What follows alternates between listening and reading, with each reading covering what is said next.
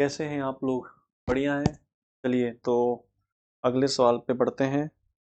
और question number 12 complex number के ऊपर मैं सवाल लेके आया हूँ। देखो अभी इस समय टाइम हो रहा है 11:44। You can see 11:44। और ये AM नहीं है, PM है।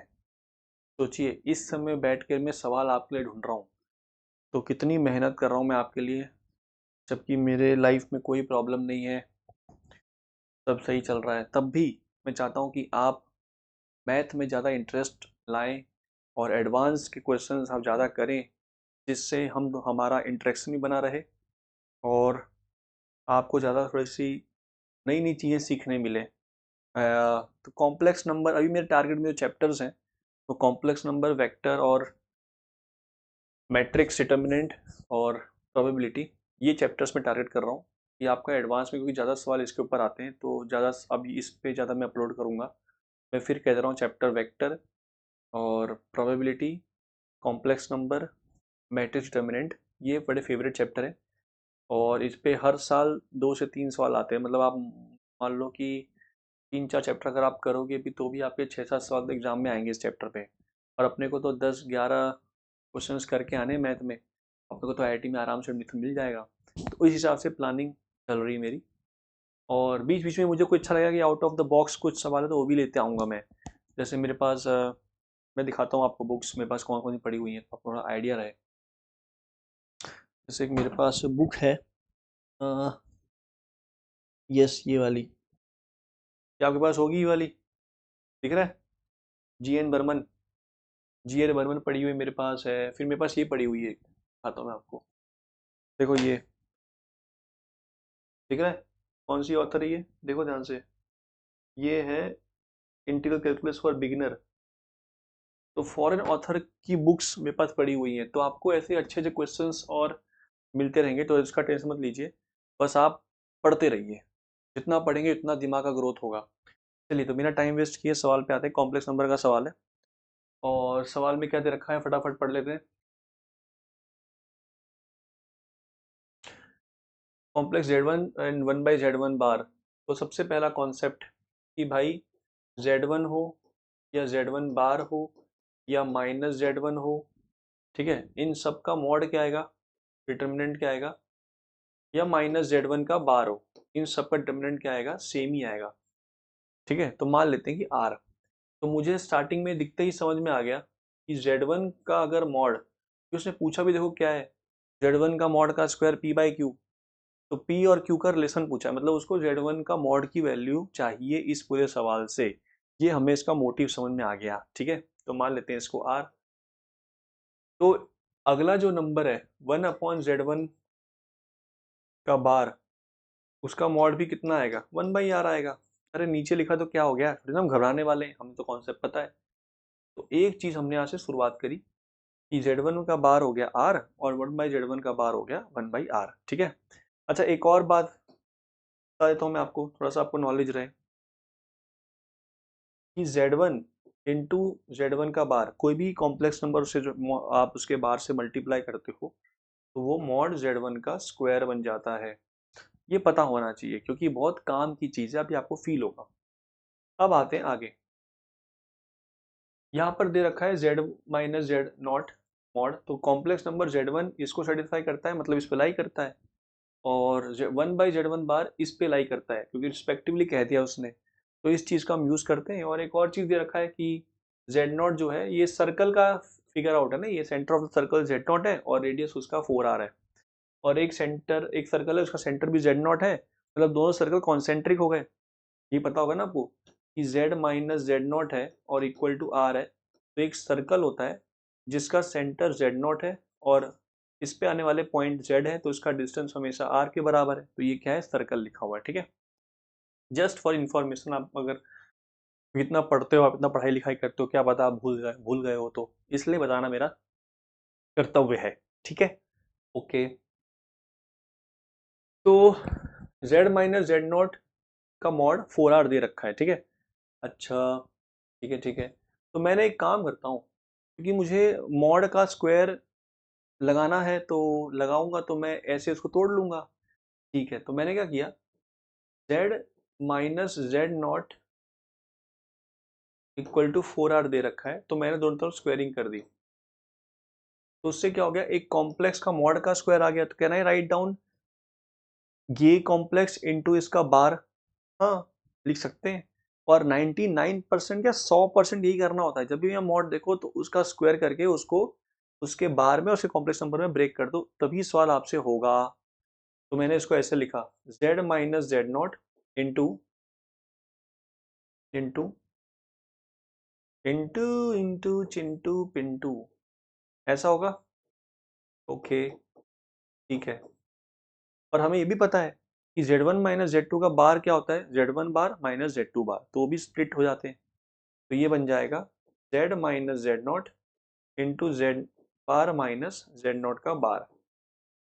और हम यहाँ पर अब इसका मल्टीप्लाई करेंगे, तो पहले ये मिलेगा इससे, तो क्या लिखा होगा ये, मॉड जेड का स्क्वायर, फिर ये मिलेगा इससे minus Z into Z not bar, फिर ये मिलेगा इससे minus Z naught Z bar, और फिर minus minus plus Z not का मॉड का स्क्वायर, ये हो गया 16r स्क्वायर। यहाँ तक समझ में आ गया। परंतु हम तो भूल गए थे सवाल कि Z1 इसको सेटिस्फाई करता है, तो Z1 Z में लिखूं कि Z0 में लिखूं? अरे Z0 सर, Z0 तो फिक्स है, वो तो सेंटर है, लोकस तो Z है ना, तो Z में लिखूंगा मैं Z1, तो जहां जहां Z है वहां पर Z1 रिप्लेस हो जाएगा। वहां पर क्या रिप्लेस हो जाएगा, Z1, ये Z0, ठीक है, का बार, फिर माइनस में Z0 और ये Z1 का बार, ऐसा लिखा होगा।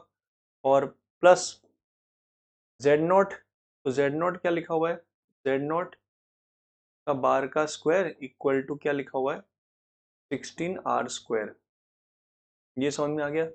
तो जो Z1 Z जो है उसको मैंने कहाँ लिखा, Z में लिखा, और Z0 तो फिक्स है, वो तो सेंटर ऑफ द सर्कल है। अच्छा, ठीक है ठीक है। तो कहना ही से कि ये शकल और ये शकल में ज़्यादा कुछ फर्क नहीं है, क्योंकि मैंने इतनी मेहनत यहाँ भी लगाऊंगा, मैं तो यहाँ भी मॉड का स्क्वायर करूंगा, पर यहाँ पर 16 का स्क्वायर नहीं आएगा, यहाँ पे 256 का आर स्क्वायर हो जाएगा। तो कहना ही से कि मैं इसको भी कैसे लिख सकता हूँ, ऐसे मॉड Z1 का स्क्वायर, पर यहाँ पर मॉड Z1 नहीं आएगा, हम तो भूल गए। यहाँ पर उसने बोला कि 1/Z1 का बार, ये इसको सेटिस्फाई करता है। ओके, मतलब जहां जहां पर Z है वहां पर क्या रिप्लेस हो जाएगा, 1/Z1 का बार। समझ में आया क्या इसमें? ओके, तो अगेन यही इक्वेशन किसके बराबर हो जाएगी, ये हो जाएगा 1/Z1 बार का होल स्क्वायर, ऐसा, फिर minus 1/Z1 bar into Z0 का बार, वो तो सेम ही आएगा, Z0 का बार वो तो चेंज नहीं होने वाला, माइनस Z0 Z बार कितना हो गया, 1/Z1 बार का बार। अरे Z बार है ना, तो Z में क्या रिप्लेस हो रहा है, 1/Z1 बार हो रहा है, तो उसका बार का बार। मुझे तो कुछ और याद आ गया। आप समझ गए, हाँ सर हम तो समझ गए, हम तो समझ गए आप क्या बोलना चाहते हो। नहीं, छोड़ो छोड़ो छोड़ो, पढ़ाई पे ध्यान दो, वरना भटक जाएंगे, है ना। ये समझ में आ गया। ओके, हमें ये पता है, हमें ये पता है, हमें ये मालूम है, हम सब जानते हैं कि Z1 का बार इस Z1, भाई x माइनस आयोटा वाई है, उसका बार x प्लस आयोटा वाई हो जाएगा। तो कहना इससे ये वाला जो पार्ट है ये 1/Z1 बन जाएगा। Yes sir. ओके, एक काम करते, अब मैं Z1 बार जो है उसको R में रिप्लेस कर दे रहा हूँ, तो ये बन जाएगा 1/R स्क्वायर। ठीक है, ये कितना लिखा है, ये तो कुछ नहीं है लिखा, ये तो अभी भी चल रहा है, कॉम्प्लेक्स में चल रहा है, ठीक है देखा जाएगा इसको। ये क्या लिखा है, Z0 भाई Z1 हो गया, बिकॉज वो Z1 बार का बार था। ओके, ये भी समझ में आ गया। और ये लिखा है Z0 का square equal to 256R square. भाई यहाँ तक समझ में आ गया, ठीक है। और इसमें भी रिप्लेस करना पड़ेगा, हटाओ थोड़ा इसको, तो आप समझ गए कि मैंने यहाँ पर वैसे ये दो इक्वेशन है, ये पहला इक्वेशन, ये दूसरा इक्वेशन। पहला इक्वेशन मतलब जो यहाँ से आया, दूसरा इक्वेशन जो यहाँ से आया, ठीक है। ओके, आगे बढ़े। ओके, थोड़ा कलर चेंज करते, गंदा कलर है ये। तो इसको मैंने क्या लिखा, आर स्क्वायर माइनस ये क्या लिखा है जेड वन जेड नॉट का बार, ये क्या लिखा है जेड नॉट जेड वन का बार, ये लिखा हुआ है जेड नॉट का स्क्वायर, और ये लिखा हुआ है 16 आर स्क्वायर। ठीक है। अच्छा, अब देखो अगली बात कि कभी भी आप 1/z, एक्स्ट्रा इंफॉर्मेशन, कभी भी आप 1/z का बार अकेला देखो तो किससे मल्टीप्लाई डिवाइड कर देना चाहिए, z से। क्यों? उससे फायदा क्या होगा, जो नीचे का z बार था वो z से मिलते ही क्या बन जाएगा, मॉड z का स्क्वायर बन जाएगा। अच्छा, तो ये बन जाएगा मॉड z का स्क्वायर, और ऊपर z है, चलेगा कोई नहीं। पर हमने एक फायदा उठा लिया इसका कि नीचे स्केलर क्वांटिटी आ गई मॉड z का स्क्वायर। अच्छा, तो मतलब आप जो कहना चाह रहे हो हमें वो समझ में आ रहा है। क्या मैं इसको z1 से मल्टीप्लाई डिवाइड कर दूं? ठीक है, तो देखो नीचे क्या बन जाएगा, नीचे बन जाएगा z1 बार का z1 का मॉड का स्क्वायर, और वो फिर से कितना हो जाएगा, आर स्क्वायर,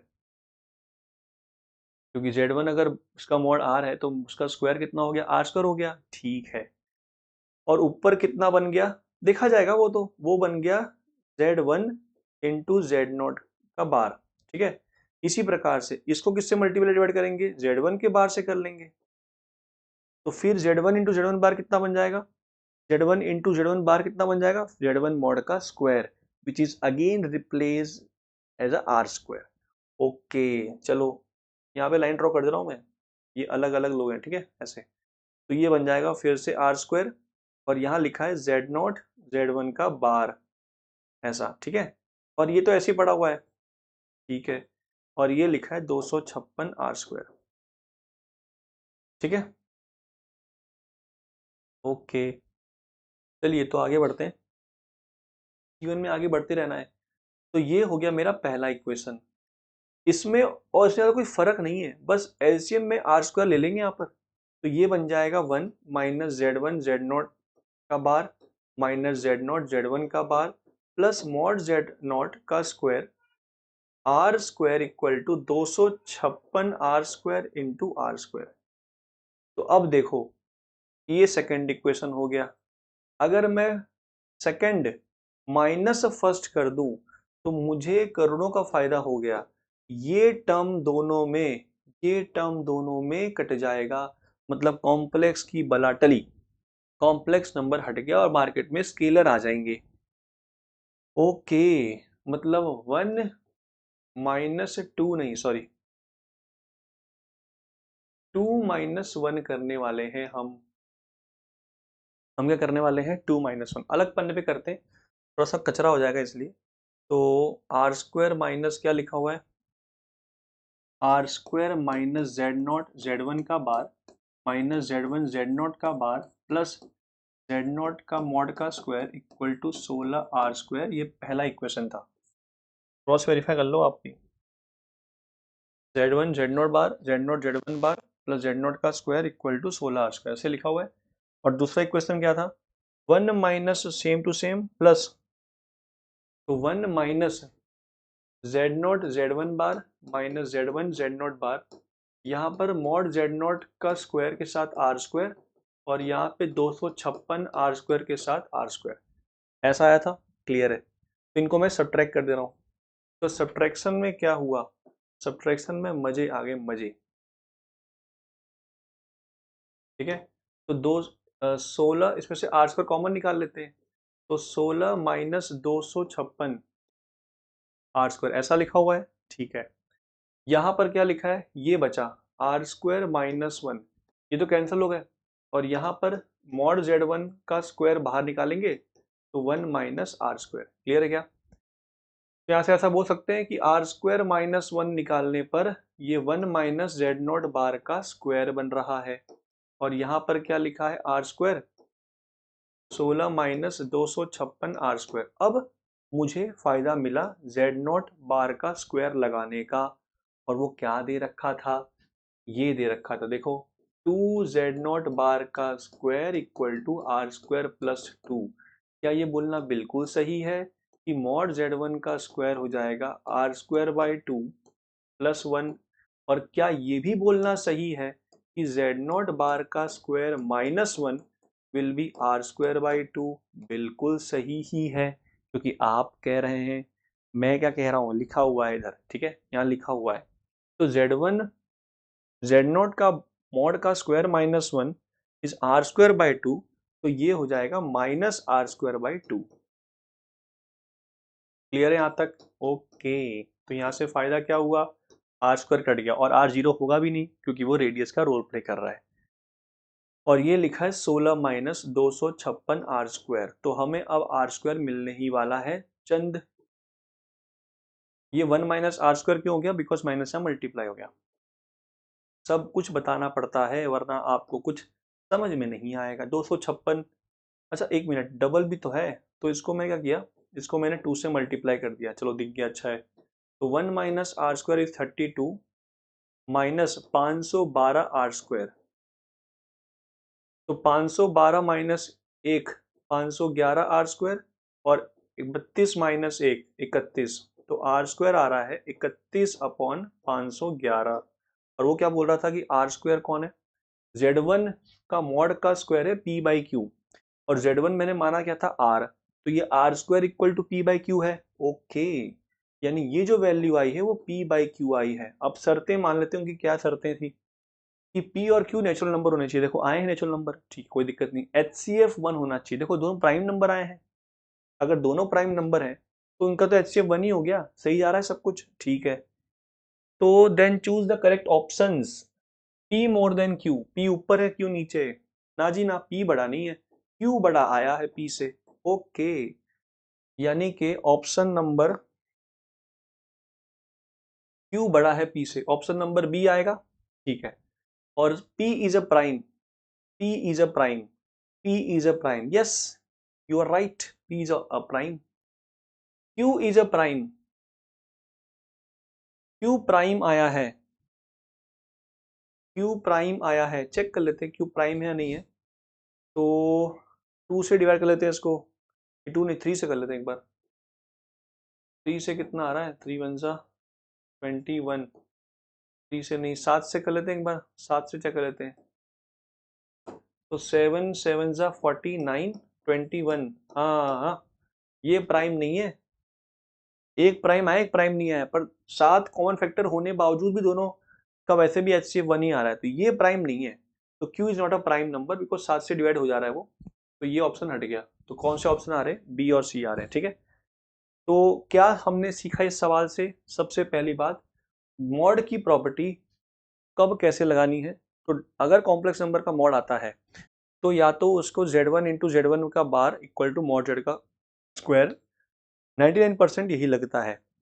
इसमें ज्योमेट्रिकल फॉर्म में क्यों नहीं गया मैं, क्योंकि इसमें उसने मॉड के ऊपर ही पूछा है सवाल, तो मैंने सेटिस्फाई करा के मैंने यहाँ पर x प्लस आयोटा वाई भी नहीं माना, मैंने बस कौन सी कंडीशन यूज करी है, Z1 इंटू Z1 बार।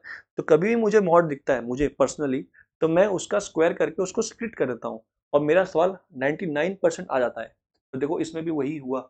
बस एक चीज का मैंने और चीज ध्यान रखा कि जब जब नीचे अकेला Z1 बार होगा या Z जो होगा, तो उसको आपको रियल बनाने के लिए, स्केलर बनाने के लिए, मॉड लगाने के लिए, अगर नीचे Z1 बार है तो Z1 से मल्टीप्लाई डिवाइड कर दो, अगर नीचे Z है तो Z1 Z बार से मल्टीप्लाई डिवाइड कर दो, जिससे वो नीचे फिर से क्या बन जाएगा, मॉड Z का स्क्वायर, और वो फिर से क्या हो जाएगा, स्केलर क्वांटिटी में आ जाएगा, जिससे आप एलसीएम ले सको और आप समझदार हो कि हमने किया क्या, ठीक है। तो इसी टाइप के सवाल को एंड करते हुए कल फिर से सवाल अपलोड होंगे। Have a good time, bye.